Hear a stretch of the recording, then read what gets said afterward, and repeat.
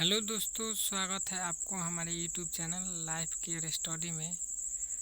तो आज का सिलेबस है हमारा जो है 10th क्लास का भूगोल है। आज हम पढ़ेंगे 10th क्लास का भूगोल, चैप्टर नंबर 1, संसाधन एवं विकास। तो इसके बारे में आज हम लोग पढ़ेंगे, संसाधन एवं विकास के बारे में। तो आज हम थोड़ा बेसिक बताएंगे आप लोगों को, तो इसको आप अच्छे तरीके से समझिएगा। अगर आप हमारे चैनल पर नए हैं तो हमारे चैनल से जुड़िए, और जिसका भी मैट्रिक में अच्छा रिजल्ट जो भी स्टूडेंट लाना चाहता है वो हमारे चैनल से जुड़िए। मैं विश्वास करता हूँ कि आपको अच्छा रिजल्ट दूंगा। हमारे चैनल से जुड़िए। तो चलिए चलते हैं अब टॉपिक की तरफ। और देखिए, जाने योग्य तथ्य तथा महत्वपूर्ण शब्दावली के बारे में पहले जानेंगे हम लोग। तो चलिए आज का जो सिलेबस है हमारा स्टार्ट किया जाए। तो देखिएगा, प्रकृति में प्राप्त विभिन्न वस्तुएं जो हमारी आवश्यकताओं को पूरा करने में प्रयुक्त होती है,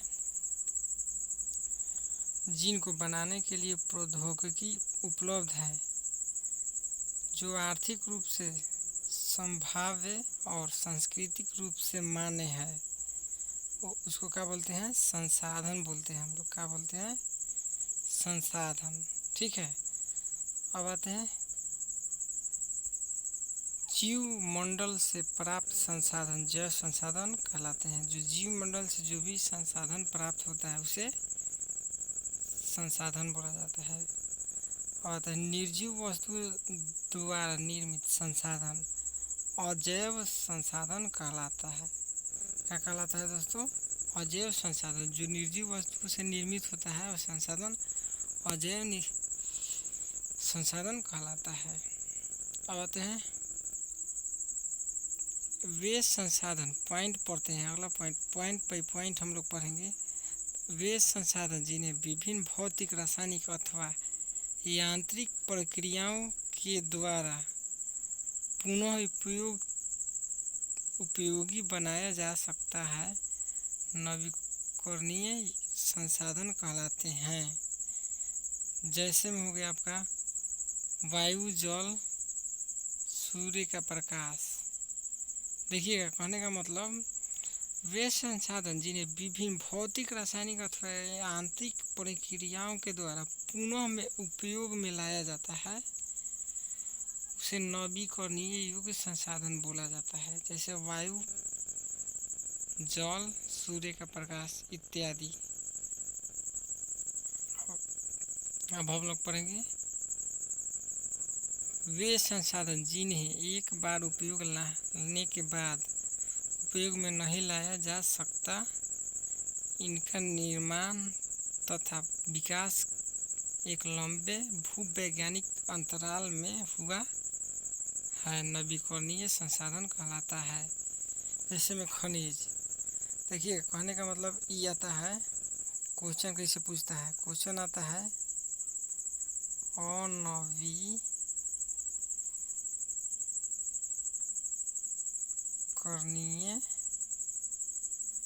संसाधन क्या है? क्या पूछेगा दोस्तों? अनवीकरणीय संसाधन क्या है? तो हम लोग इसको कैसे जवाब देंगे?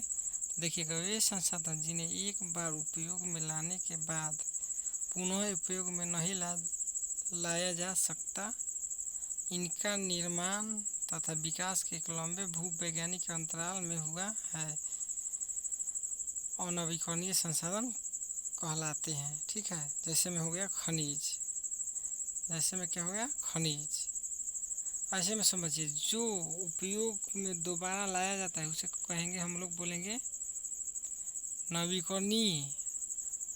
और जो एक बार उपयोग करने के बाद जो खत्म हो जाता है उसे अनवीकरणीय बोला जाता है। उसको दोबारा उपयोग में नहीं लाया जा सकता। नवीकरणीय में हम लोग दोबारा उपयोग में ला सकते हैं उसको। रासायनिक या भौतिक या आंतरिक प्रक्रियाओं के द्वारा। ठीक है, अब आते हैं निजी स्वामित्व वाले व्यक्तिगत संसाधन कहलाते हैं। देखिएगा, जो निजी स्वामित्व वाले व्यक्तिगत संसाधन कहलाते हैं।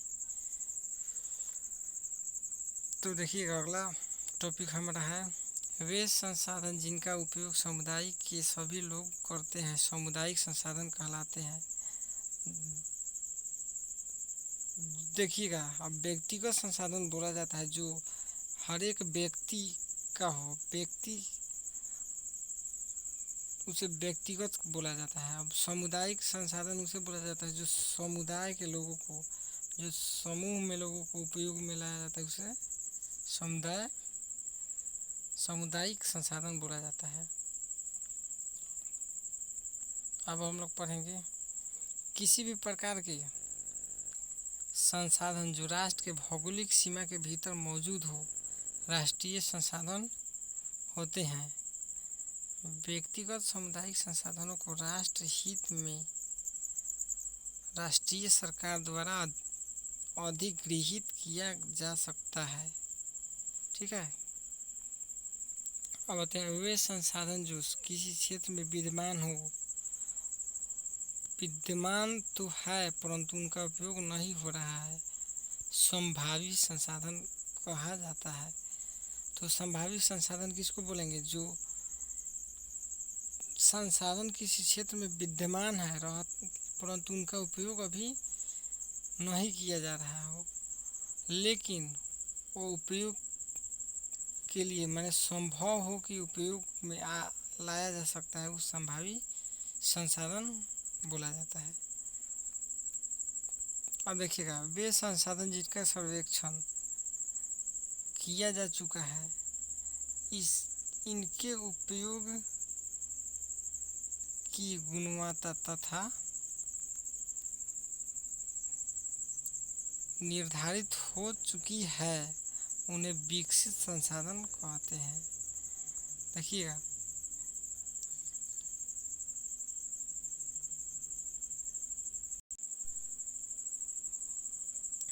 फिर से समझिएगा, वे संसाधन जिनका सर्वेक्षण किया जा चुका है, उनके गुणवत्ता तथा मात्रा की निर्धारित हो चुकी है, उन्हें विकसित संसाधन बोला जाता है।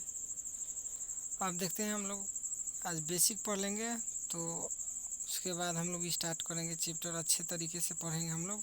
तो आते हैं, प्रकृति में उपलब्ध होने वाले पदार्थ जो मानव आवश्यकताओं की पूर्ति कर सकते हैं, लेकिन तकनीकी ज्ञान न होने या पूरी तरह विकसित न होने के कारण पहुंच के बाहर है, भंडारण कहलाते हैं।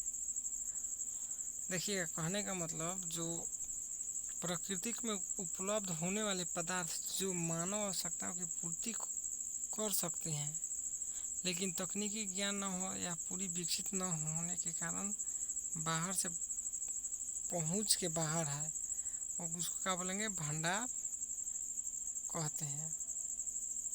अब आते हैं हम लोग सतत पोषणीय विकास, हेडिंग पढ़ते हैं। इस तरीके से विकास किया जाए जिसके पर्यावरण को हानि न पहुंचाए तथा वर्तमान में किए जा रहे विकास के द्वारा भावी पीढ़ियों की आवश्यकताओं की अवहेलना न हो। ये कहने का मतलब यही हुआ, इस तरीके के विकास किया जाए, माने पर्यावरण को हानि भी न पहुंचे और आने वाले पीढ़ियों को आवश्यकताओं को माने उसको कमी न किया जाए, उसको भी मतलब ऐसा तरीका से किया जाए कि आने वाला पीढ़ी को भी अवहेलना न हो उसकी आवश्यकताओं को। अब आता है नियोजन संसाधन पढ़ते, ऐसे उपाय अथवा तकनीकी जिसके द्वारा संसाधनों उचित प्रयोग सुनिश्चित किया जा सके। ठीक है, ऐसे उपाय अथवा तकनीक जिसके द्वारा संसाधनों का उचित प्रयोग सुनिश्चित किया जा सके, उसको क्या बोलेंगे? संसाधन नियोजन बोलेंगे हम लोग। अब आते हैं संसाधन संरक्षण, क्या पढ़ेंगे? संसाधन संरक्षण। तो देखिए, संसाधनों का न्याय संगत तथा योजनाबद्ध प्रयोग जिससे संसाधनों का आवश्यक अपव्यय न हो, उसे क्या बोलेंगे? संसाधन संरक्षण बोलेंगे। अब हमारा आता है भूमि निम्नीकरण।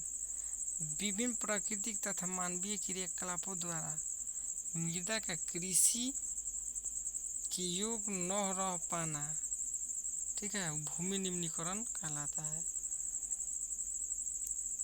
उसके बाद आते हैं पॉइंट पढ़ते हैं इसका।